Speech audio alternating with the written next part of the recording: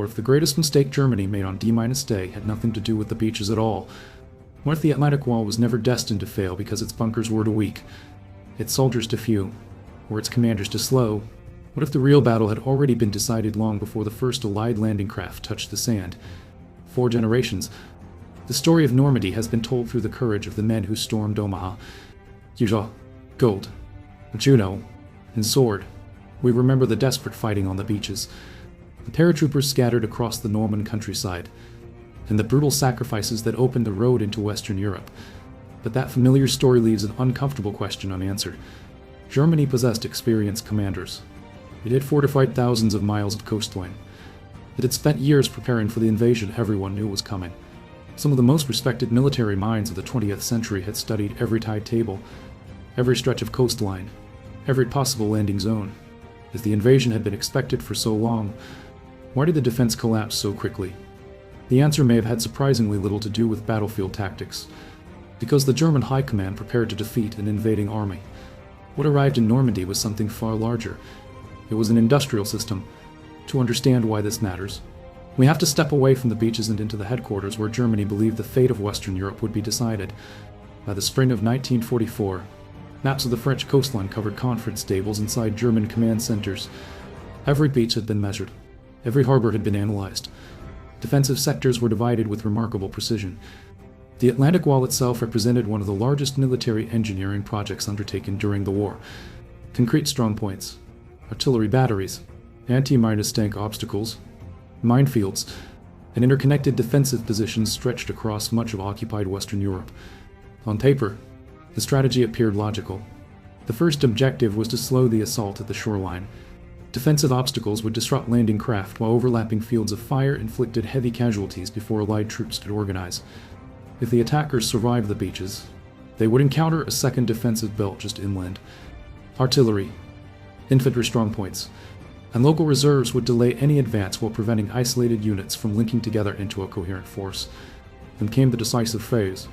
Powerful armored formations would launch a coordinated counterattack before the invasion force became fully established. The underlying assumption was straightforward: any amphibious landing remained fragile during its first several days. Heavy equipment had to be unloaded. Supply lines remained vulnerable. Reinforcements arrived gradually. If Germany could strike quickly enough, the Allies could still be driven back into the English Channel.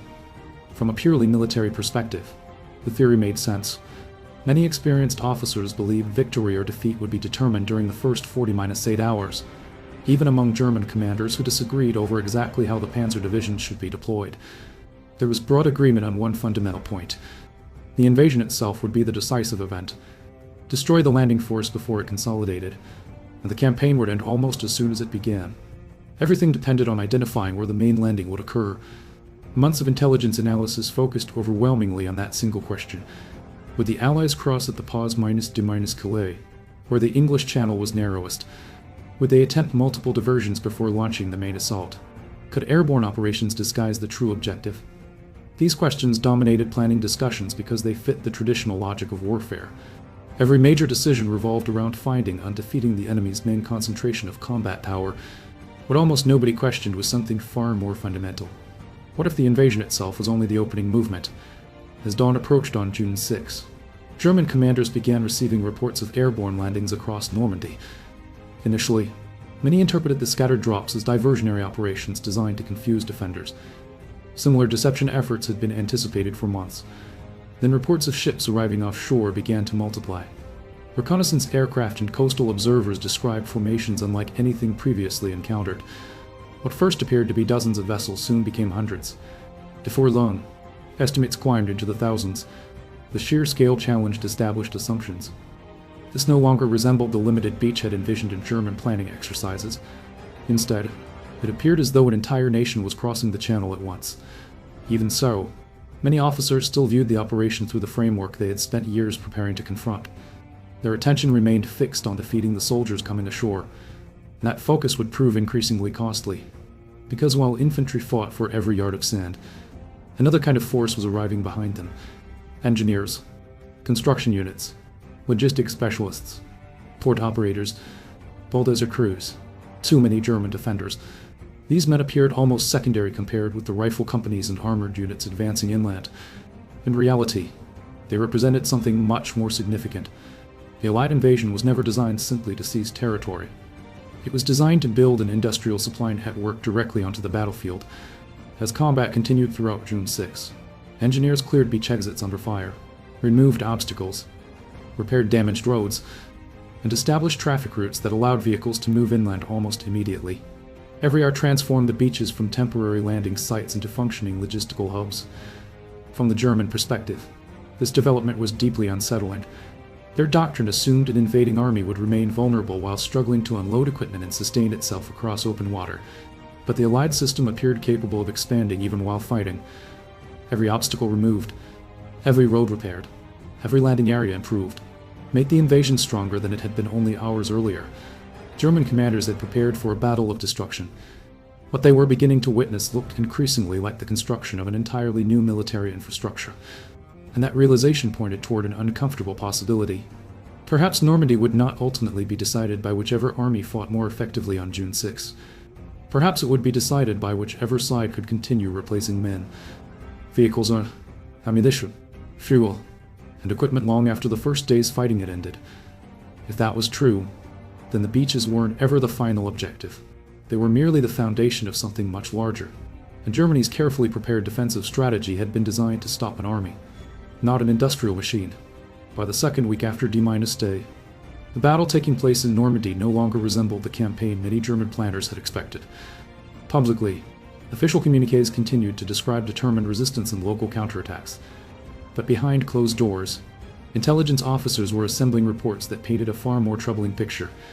The numbers arriving from the front suggested that the Allies were not simply holding a beachhead, they were expanding an entire military ecosystem.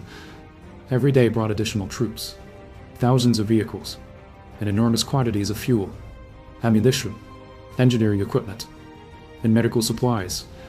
Instead of weakening as the campaign continued, the invasion force appeared to become stronger with each passing sunrise.